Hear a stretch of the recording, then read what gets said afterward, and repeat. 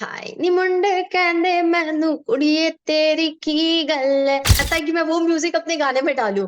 तो वो एल्विश का एक बहुत ही बेहतरीन तरीका है टांग खिंचाई वाला, लविंग इट लाइकिंग इट। अगर लोगों का प्यार मिल रहा है, हेटर्स का भी प्यार मिल रहा है, पता नहीं कौन सा मेरा भाग खुल गया अब। तो एक कंटेस्टेंट ने ना एक बैठे बैठे बेमतलब की फेक फाइट क्रिएट करके तमाशा शुरू कर दिया। फीमेल कंटेस्टेंट ने, मनीषा ने। तो उसने वो झगड़ा शुरू कर दिया और उस झगड़े में वो, तो जब भी मुझसे लड़ना बिल्कुल। होता था ना किसी को, वो हमेशा झुंड बना के आते कर दिया। उनका ऐसा है कि हमने जो किया वो मत बताओ लोगों को, वो दुनिया ना देखे। का गाना बनाए छन्नी छन्नी। नमस्कार, सत श्री अकाल, आदाब। इंडिया न्यूज और न्यूज एक्स देख रहे हैं आप। मेरे साथ आज जो शख्स हैं वो काफी ज्यादा खास हैं, तो उनके लिए दो लाइनें कहना चाहूंगा उन्हीं की गाने की कि भीड़ की भेड़ नहीं, बापू की शेरनी आज हमारे साथ मौजूद है और मल्टी टैलेंटेड हैं। बिग बॉस में भी हमें इनका प्यार हमें मिला है, और फैंस को नए साल पे तोहफा भी देते नजर आ रही है। इनका म्यूजिकल डेब्यू उन्होंने किया है, जिस सॉन्ग का नाम है बोटी बोटी, और आज हमारे साथ मौजूद हैं power house of entertainment Devika ji. Welcome to India news and music. Thank you so much for having me. नमस्कार and happy new year to all of you guys. Wishing you the same. और सबसे पहले, जैसा मैंने कहा, आपने अपने फैंस को एक नए साल का तोहफा दे दिया है आपकी म्यूजिकल डेब्यू से, बोटी बोटी जिसका नाम है। मैं देख रहा था परसों से ही, जैसे ट्रैक रिलीज हुआ, पहले दिन रिलीज हुआ 1 million, day 1, day 2 2 million, day 3 3 million. तो आपने सोचा कि रोज का 1 1 मिलियन मेरे को क्रॉस करना है? पता नहीं यार, बाय गॉड्स ग्रेस अगर इतना हो रहा है तो बहुत अच्छी बात है। साल के एंड तक तो फिर 360 मिलियन चला जाए तो मैं तो चाहूंगी कि ऐसा हो। I really want this song to grow big and it's all me, it's all my effort. And if people are loving it liking it, अगर लोगों का प्यार मिल रहा है, हेटर्स का भी प्यार मिल रहा है, पता नहीं कौन सा मेरा भाग खुल गया अब। मुझे सबसे ज्यादा हेट बिल्कुल। मिलती थी, अब वो हेटर्स भी मुड़ मुड़ के मेरी तारीफ कर रहे हैं तो अच्छा लग रहा है मुझे बहुत। जी, आपने जो ड्रेस पहन रखी है, उसके वो जो आप कर्म कर रहे हो वो इतना बड़ा भगवान का काम है कि तो उसके आगे हेटर्स भी आपके फेल है अपने आप ही। तो कर्म ही धर्म है, मैं तो ये बोलूंगा। आई आई एग्री, आई एग्री। बस अपनी नीयत साफ रखे, दिल साफ रखे, ऊपर वाला भी आपको सपोर्ट करता है। ये चीज तो मैंने लाइफ में सीखी अब तक। देविका जी, मेरा ना सच में एक दिल से बोलता हूँ कि मेरे दो फेवरेट कंटेस्टेंट थे बिग बॉस में, ओटीटी में, एक एल्विश भाई और एक आप दोनों। क्योंकि मुझे कहीं ना कहीं ऐसे लगता था ऑनेस्टली कि आप प्योर सोल हो। हाँ। बेशक वो एग्रेशन या वो गेम के टाइम आ जाता है, लेकिन ये मैं एक बताना चाहता था आपको, तो वो मैं आपको भी बता रहा हूँ। अब गाने के टाइटल पे आते हैं। सबसे पहले बोटी बोटी, ये मुझे तो पता है क्योंकि मैंने बिग बॉस पूरा देखा है कि बोटी बोटी देखिए। कहाँ से आया, लेकिन ऑडियंस को आप एक बार बता दीजिए कि ये टाइटल कहाँ से आया आपके दिमाग में। वो क्या हुआ था ना, हमारा ना एक टास्क था। उस टास्क से पहले, एक दिन पहले, एक रात पहले हुआ यूं था कि मुझसे एक कंटेस्टेंट ने ना एक बैठे बैठे बेमतलब की फेक फाइट क्रिएट करके तमाशा शुरू कर दिया। फीमेल कंटेस्टेंट ने, मनीषा ने।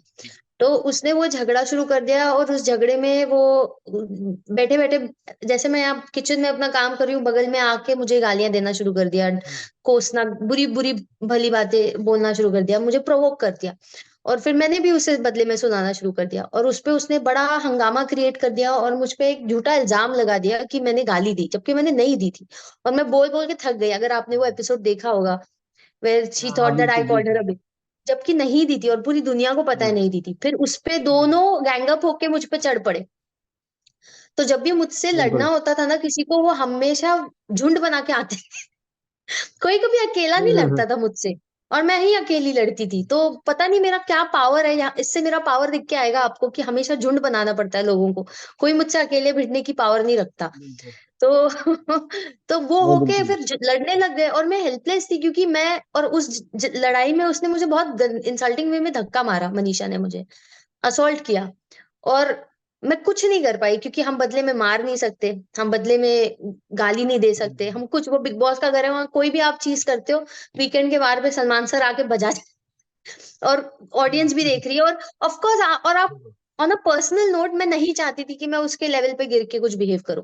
और वो पूरा इंसिडेंट ऑडियंस ने भी ऐसे अवॉइड कर दिया कि क्या ही बताओ। वीकेंड के वार पे मनीषा को डांट पड़ी उस हरकत के लिए, बट मेरा मन नहीं बैठा था। मैं और अगले दिन मुझे 104 बुखार चढ़ गया है और मुझे नहीं पता कि मुझे बुखार चढ़ा है। ब्लू आउटफिट में थी मैं, और मैं चुप हो गई एकदम, मैं किसी से बात नहीं कर रही थी। फिर मेरे फ्रेंड्स ने बुलाया कि तेरे को क्या हो गया? तो मैंने कहा कि मुझे घुटन महसूस हो रही है, कि मेरे साथ ज्यादती हुई है, और इनको गिल्ट नहीं है, और कोई एक्शन नहीं लिया गया है। और मैंने कैमरा के सामने जाके बोला कि मुझे बहुत घुटन महसूस हो रही है, कि एक गलत चीज हुई है मेरे साथ और कोई एक्शन नहीं लिया गया है। फिर उन्होंने तुरंत उसके 15 मिनट में कहा एक टास्क है। मुझे नहीं पता क्यों, अब बिग बॉस वालों ने, और कहा एंजल डेविल टास्क है। हम्म। और उसमें उन्होंने मुझे डेविल बनाया और उनको एंजल बनाया, और स्ट्रिक्ट रूल्स रखे कि एंजल को चिल्लाना नहीं है, झगड़ना नहीं है, तमाशा नहीं करना है, और अगर एंजल रोया तो हार गया। तो मुझे लगता है मेकर्स वो ने आप जानबूझ कंफ्यूजन के कर वो रहे थे। सिचुएशन, ताकि मेरी भड़ास उतरे, क्योंकि मैं हाँ। सफर कर रही थी कि अब चलो उन्होंने किया आपके साथ, अब आपके पास मौका है, जाओ अपनी भड़ास उतारो। फिर तो मैं फुल स्विंग में थी। जो धक्का मारा गया था वो मुझे अच्छे से याद था। तो मैंने भी फिर एक वही चीज की, पर उसपे उन्होंने और बड़ा तमाशा कर दिया। उनका ऐसा है कि हमने जो किया वो मत बताओ लोगों को, वो दुनिया ना देखे, पर दूसरों की हरकत देखे। मतलब वो गुनाह करते हैं पर उसको कोई बोले नहीं, पर हम गलती कर दे तो बिल्कुल। उसका बड़ा बवाल मचाए। तो वो अपने एक्शंस को नहीं दिखाना चाहते हैं वो कंटेस्टेंट्स, पर दूसरों के रिएक्शंस को दिखाना चाहते हैं। तो मुझे नफरत थी इन दो कंटेस्टेंट्स के इस खराब एटीट्यूड से, कि वो किसी पे कितनी भी ज्यादती करे पर बदले में उनको मुंह तोड़ जवाब नहीं चाहिए। तो उस भड़ास में मेरे मुंह से एक बार ऐसे टास्क में निकला, इनकी तो मैं बूटे बूटे कर दूंगी, और वो एल्विश हम्म। ने देखा। और पूरे हम्म। टास्क में एल्विश जो हंसा है, जो हंसा है, उसके गले पे शॉल थी, वो शॉल से आंसू पोंछ पोंछ के हंस रहा हाँ। था, और गिरा है वो और सोफे पर से। आपको नाम भी दे दिया था बोटी क्वीन। हाँ, तो वो पागल हो गया था हंस हंस के। तो मैंने जो है ना, मुझे लड़ना था क्योंकि मेरे साथ गलत हुआ था, पर मुझे एक ह्यूमर ऐड करना था उसमें। मैं ना उनकी तरह नहीं लड़ना चाहती थी, जहां आप कैमरा को देख के रो धो के सिंपैथी ग्रैब करो। देखो, मैं सिंपैथी ग्रैबिंग कभी नहीं रही हूँ, मैं कभी कैमरा के सामने जाके विक्टिम कार्ड मैंने खेला नहीं है, क्योंकि मुझे वो बहुत कमजोर लगता है, और मैं वैसी हूं नहीं। मैं बनावटी सिचुएशंस में आंसू बहा के लोगों को जमा कर करके किसी के खिलाफ गालियां नहीं खिलवाती हूँ, मेरी वो फितरत नहीं है जो बाकी कंटेस्टेंट्स की थी। तो मेरा ऐसा है कि तुम मुझे उंगली करोगे, मैं तुम्हें 5 उंगलियों वाला पंजा मार दूंगी, सिंपल। तो ऐसा है। और मैं बहुत डायरेक्ट हूँ, मेरी लड़ाई डायरेक्ट है और सोलो है, और तुम्हारे मुंह पे है, पीठ पीछे नहीं। तो बस उसी भड़ास में फिर वो निकली चीज, और बहुत कुछ निकला जो कि वायरल हो गया। हमका फुटेज बिल्कुल। चाहिए, वो लाइन वायरल हो गई। और फिर हाँ। मैं गाना गा रही थी, वो वायरल हो गई। और मैंने उस टास्क में अविनाश को भी बोला कि तेरे को पूछा गया, क्योंकि अविनाश ज्ञान हम्म। पेल रहा था। तो वो जो स्वैगिश मैनर में मैंने बोला, वो वायरल हो गया। तो वो पूरा टास्क तो ब्लॉकबस्टर हो गया। बिल्कुल। तो बस वहीं से वो वन ऑफ ओरिजिनेट द हुई। फेवरेट टास्क भी बन गया बिग बॉस के इतिहास का, ओटीटी का। वो सबसे फेवरेट टास्क बन गया, और उसमें हाँ। शाइन मैं ही कर रही हूँ। हाँ हाँ बिल्कुल। वेदिका जी, अगला जो मेरा सवाल है उससे पहले मैं चाहूंगा कि आपने जैसे बोला भी कि आप अकेले काफी हैं, और वो आपकी गाने की वीडियो में भी दिख रहा है, जिस तरह का आपका पूरा अवतार हमें नजर आ रहा है। और मैं चाहूंगा 2 लाइन आप अगले सवाल पे जाने से पहले अगर सुना दे तो बड़ा अच्छा लगेगा। ये वाली। ओके, कोशिश करती हूँ। हाय नी मुंडे कहंदे मैनू कुड़िए तेरी की गल है, लगदी लेडी बग वर्गी पर शिकारी ईगल है, नैन बारूदी मेरे, हुस्न मेरा असला है, फितरत रख साफ नहीं तो हो जाना मसला है, बुरी नीयत वालों की किस्मत खोटी कर दूंगी, तेरी बोटी, तेरी बोटी, तेरी बोटी बोटी कर दूंगी, तेरी बोटी, तेरी बोटी, तेरी बोटी बोटी कर दूंगी। वेदिका इन द हाउस गाइस। अभी मैं और गानों के साथ आ रही हूँ, आप सबको मैं बता जी दूं। जी एंड बिल्कुल। I'll be जी shooting जी। them in Dubai, and they are more of a party pop songs. And मैं ट्राई कर रही हूँ कि मैं अपने वोकल्स की वर्सेटैलिटी दर्शकों तक मैं पहुंचा पाऊँ, क्योंकि मैं एक ही लहजे में गाना नहीं चाहती और बोर नहीं करना चाहती सबको, कि एक ही तरह के हम्म। गाने बना रही हूँ। तो मैं अगला जो दूं उसमें मेरा लहजा ऐसे उनको लगे कि ये इसकी आवाज है ही नहीं। मैं पूरी वैसी कोशिश कर रही हूँ। मतलब आप एक्सपेरिमेंट करना चाहती है अपनी आवाज के साथ भी और अपने नहीं, मेरी जॉनर के आवाज साथ है वर्सटाइल, वो हर कोई अवेयर नहीं है, भी। क्योंकि बिग बॉस के घर में मैं दिन हम्म। रात गाना गाती थी। और जो कंटेस्टेंट्स थे सिर्फ जी वो जानते हैं कि मेरी आवाज कितनी वर्सटाइल है। तो बिल्कुल। पूजा मैम को भी मेरी आवाज कंटेस्टेंट। बहुत अच्छी लगती थी।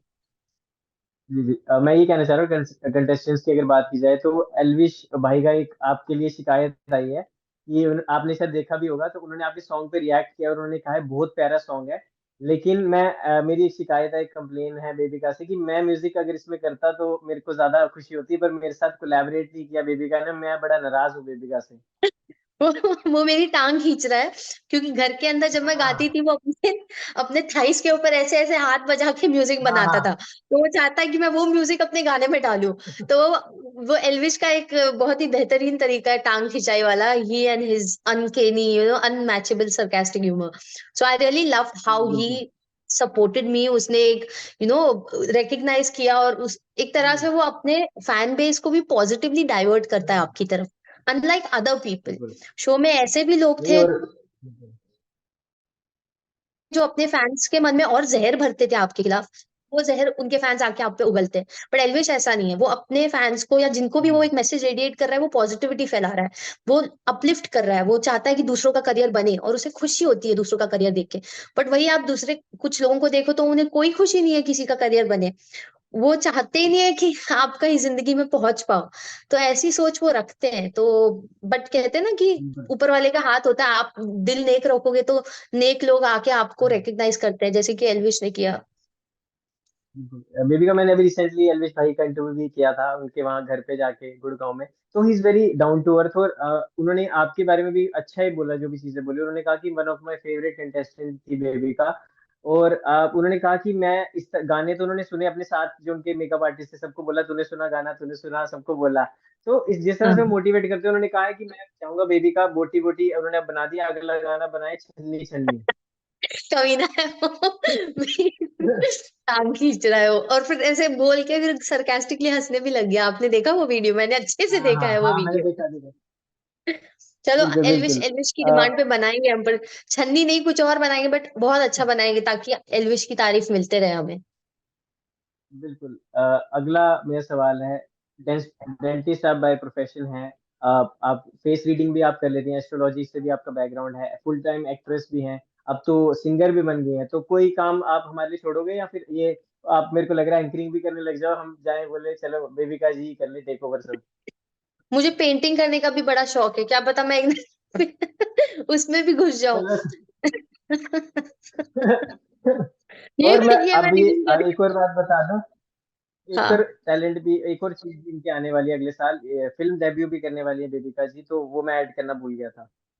और वो भी बॉलीवुड के top notch production, the Bhatt बिल्कुल प्रोडक्शन से। बिल्कुल। एंड बिल्कुल। उसके आ, अलावा भी कुछ मूवीज के ऑफर्स आ रहे हैं जो स्क्रिप्टिंग में चल रही है, अब अलोंग विद दैट मूवी जो अभी बातचीत चल रही है। बिल्कुल।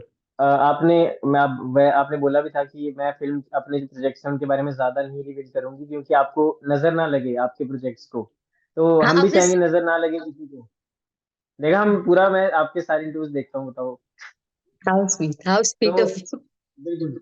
हाँ बिल्कुल, तो मैं आपसे पूछना चाहता हूँ कि जितने भी आपके अलग अलग प्रोफेशंस में आप काम करते हैं, तो सबसे ज्यादा, अब वो चलो, एक तो जो डॉक्टर है वो भाई आपका, उससे सबसे ज्यादा प्यार तो है ही, उसके अलावा सबसे ज्यादा मजा किस चीज में आता है?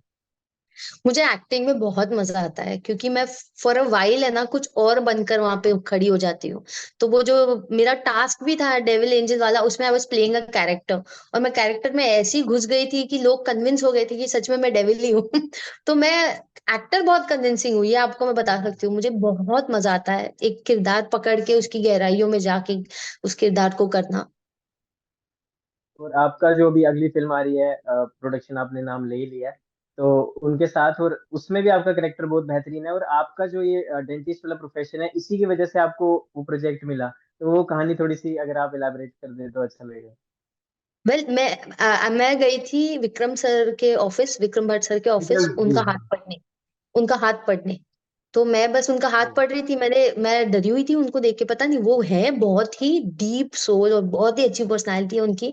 और वो ना इंस्टाग्राम पे आप देखिएगा उनके स्टेटस पे ना थ्रेड्स शेयर करते हैं, और इतनी खूबसूरत कहानियां शेयर करते हैं ना हम्म अपने पुराने टाइम की, जब वो एडी थे, असिस्टेंट डायरेक्टर थे, या शुरुआत कर रहे थे अपनी हम्म पर्सनल लाइफ की थोड़ी बातें। ऐसी प्यारी प्यारी कहानियां, इनसाइड्स ऑफ बॉलीवुड शेयर करते हैं। आप हैरान हो जाओगे, मैं रोज पढ़ती हूँ वो। I am a huge fan of Vikram hmm sir's writing. तो मैं गई, उनका पाम पढ़ा मैंने, उसके 15 मिनट में उन्होंने मेरी कुंडली पढ़ी, और द विक्रम भट्ट ने मेरी कुंडली पढ़ी, और उन्होंने मुझे कुछ बातें बता दी मेरे बारे में। और फिर बातें होते होते हम्म, फिर वहाँ भट्ट साहब भी थे, महेश भट्ट साहब भी थे। हम्म, उनकी तरफ मैं मुड़ी, मैंने कहा सर आपको क्या लगता है मेरे लिए कौन सा किरदार अच्छा होगा? तो उन्होंने कहा कोई ऐसा जो बहुत इमोशनल है, बहुत लॉयल है, और अपनों के लिए जान दे दे। और 2 सेकंड ऐसे हो गए बिल्कुल। वो तो भट्ट साहब ने एक किरदार का नाम लिया कि इनको ये वाला किरदार दो। तो मैं हैरान हो गई। फिर उस दिन तो मतलब मेरा हार्ट जो ऑफिस से निकली धड़ धड़ धड़ धड़ होता, घर जाने तक वही था। बीपी हाई हो गया था मेरा कि ये क्या हुआ। बट बहुत प्यारा किरदार है, बहुत प्यारा किरदार है। और इट्स अ बिल्कुल। स्ट्रॉन्ग वुमेन, शी जितनी वो फेयर स्ट्रॉन्ग और कहते हैं ना कि रिस्पॉन्सिबल और डिग्निफाइड और डिसिप्लिन्ड है, उतनी ही वो वल्नरेबल और प्यार में पागल भी है। तो ऐसा किरदार है। तो बहुत, और ये बिल्कुल। It's originating strongly from my real personality. बिल्कुल। तो हम भी वेट कर रहे हैं कब वो आपकी फिल्म आए और हम उसको बड़े सिनेमा, क्या कहते हैं, 70 mm की स्क्रीन पे देखें। वो पार्ट। हाँ हाँ, नहीं, वो आप बोल दिया, हम मान गए कि ऐसी कौन सी बात है।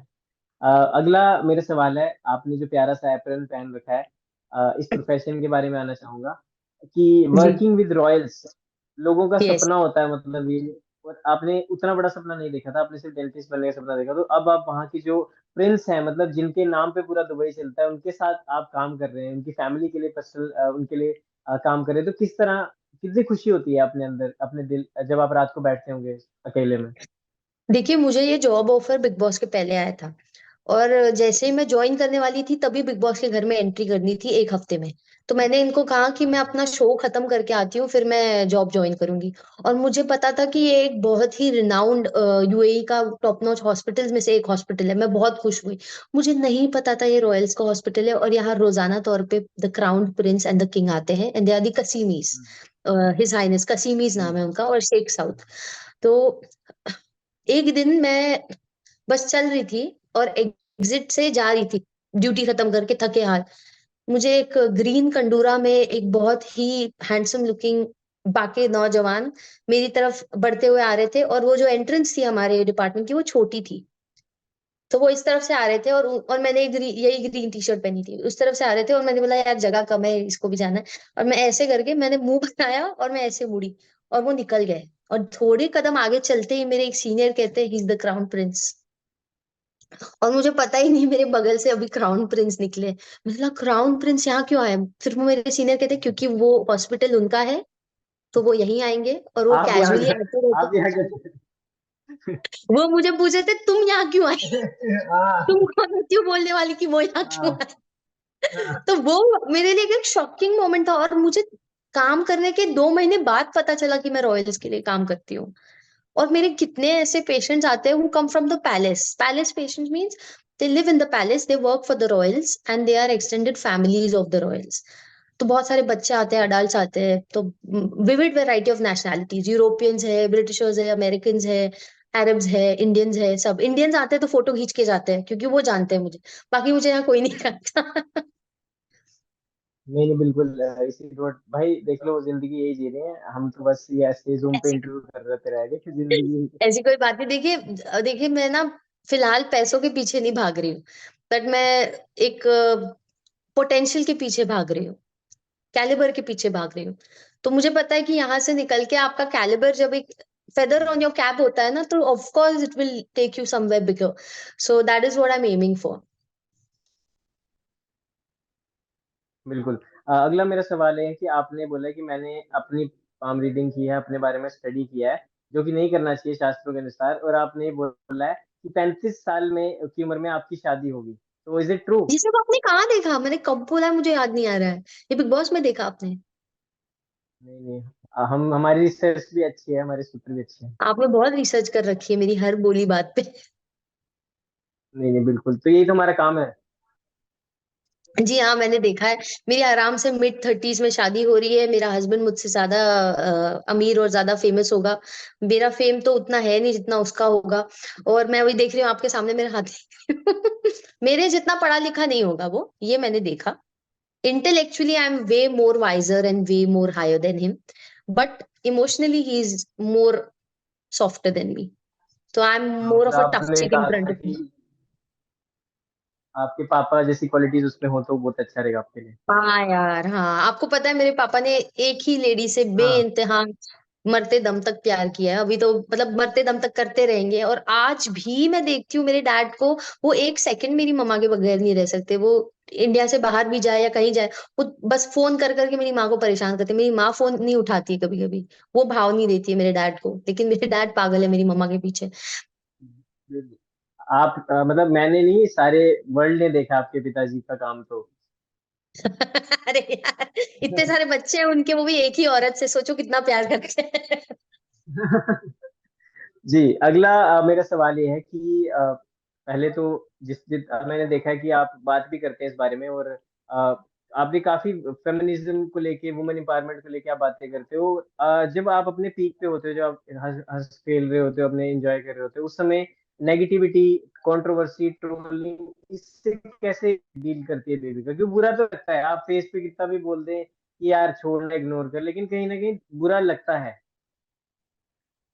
देखिए, ये सब ट्रोलिंग और हेट जो है ना, मैंने जिंदगी में पहली बार नोटिस की है, क्योंकि इससे पहले मैं इतनी फेमस पर्सनालिटी थी नहीं। तो बाकी जो लोग शो से निकले वो ऑलरेडी बहुत बड़े पर्सनालिटीज थे, इंक्लूडिंग द यूट्यूबर्स। वो लोग भी बहुत फेमस थे यार, और उन्होंने हेट और ट्रोलिंग सब देखी हुई है। तो उनके लिए ये सब नया नहीं था, मेरे लिए ये सब बहुत नया था और सडन था कि अचानक क्या हो गया। और मुझे अनयूजुअल लगने लगा ये सब कुछ। बट मैंने एक चीज नोटिस की कि जितनी नफरत मिलती है उससे 10 गुना ज्यादा प्यार भी तो मिलता है। और हम नफरत देखने के चक्कर में उस प्यार को क्यों अनदेखा करें भाई। और वो प्यार देने वाले लोग कितना हर्ट हो जाएंगे कि हम हमारे एफर्ट तो तुम देख ही नहीं रहे हो। तुमको बस उन नेगेटिव लोगों की बातों पे क्यों गौर करना है। पॉजिटिव तो मैंने लिटरली वो नेगेटिव कमेंट्स को ऑफ करना या डिलीट करना या फिर कंप्लीटली इग्नोर या रेस्ट्रिक्ट और ब्लॉक करना शुरू कर दिया। और सिर्फ पॉजिटिव कमेंट्स पे फोकस किया। मुझे इतना सूदिंग लगा फ्रॉम विद इन। मेरी सोल एकदम पॉजिटिव हो गई और मुझे ऐसे लगा कि यार अब इनके लिए कुछ करना है और करना है, बड़ा करना है। तो मैं अभी मेरी टीम मेरे फैन बेसिस के साथ कम्युनिकेट करती है, कभी मैं ब्रॉडकास्ट पे कम्युनिकेट करती हूँ। तो मैं जितनी ड्राइव के साथ भर जाती हूँ ना, वो पॉजिटिव कमेंट्स और फैंस की वजह से भरती हूँ। मैं एम्बिशियस उनकी वजह से हो जाती हूँ बिल्कुल। कि अब और अगली ऐसा बार ही, और बड़ा करना है और अच्छा और हम करना है। चाहते हैं कि अच्छा, हम तो चाहते हैं आप इसी तरह खेलती रहें और ये ऐसी नेगेटिव चीजों की तरफ ध्यान ना दें, क्योंकि जहाँ 100 लोग प्यार करने वाले होते हैं वहां 2 हेटर भी होते ही हैं, तो ये तो होते ही हैं। कुदरत का नियम है। मैंने अपने गाने में ही जी। बोल दिया है, हेटरों को बरनौल हम्म, मल दूंगी। हम्म, मेरे कर्मों का खुद को मैं फल दूंगी, जहां ले चले कदम वहीं चल हाँ, दूंगी। तो बहुत कुछ बोला है मैंने उस गाने में। बिल्कुल। ये मैंने गाना सुना भी है, अपने कलीग्स को भी सुनाया था, तो उन्होंने बोला कि वीडियो काफी ज्यादा उसकी लार्जर देन लाइफ विजुअल्स हैं उसके। देविका जी, मैं आना आप चाहूंगा आप गाने आपको के जब हाँ, जी जी। आप कुछ बोल रहे थे। मैं कह रही थी कि वीडियो की आप बात कर रहे हैं, आपको अंदाजा नहीं है एक एक लोकेशन के लिए कितनी हमने पापड़ बेल बेल के परमिशन लिए, मैं तब जाके लोकेशन तो वक्त लगा है। लोकेशन पे आना चाहता हूँ, आपके साथ कांड भी एक हुआ था कि आपने ओमान हाँ, बॉर्डर वॉर्डर कुछ क्रॉस कर लिया था, हमने आपको वहां क्रॉस पकड़ कर लिया ली था। और मेरे व्लॉग्स में भी आप देख सकते हो, पूरी टीम डर गई, सबके हम्म, आईडी मांगने लगे और मैं वैसी सजी धजी गई हूँ वहां के इमिग्रेशन ऑफिसर के सामने।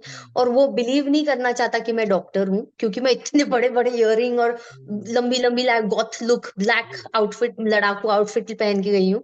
और वैन उसने एक यू टर्न गलत ले लिया। यहाँ दुबई की सड़कें ऐसी होती है ना, यहाँ का ड्राइविंग बहुत डिफिकल्ट होता है। हम्म, तो एक गलत क्या ले लिया, हम सीधा ओमान बॉर्डर पे पहुंच गए।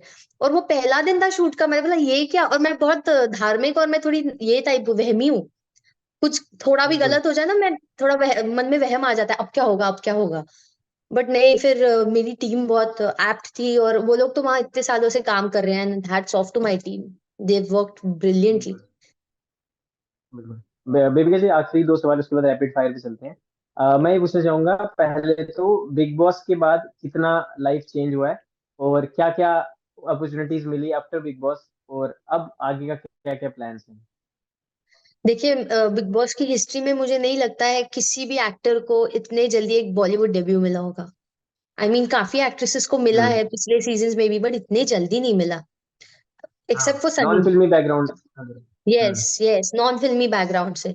तो वो एक बहुत बड़ी चीज हो गई मेरे लिए। और सबसे ज्यादा तो मैंने इतने बेहतरीन और खूबसूरत रिश्ते बनाए उस घर के अंदर, जो मेरे साथ जिंदगी भर तक रहेंगे। एक सोलमेट जैसी लेडी पूजा मैम को मैंने पाया है। शी इज हाँ सो दीदी। Close to me. She is got a, she is all heart and she is my heart.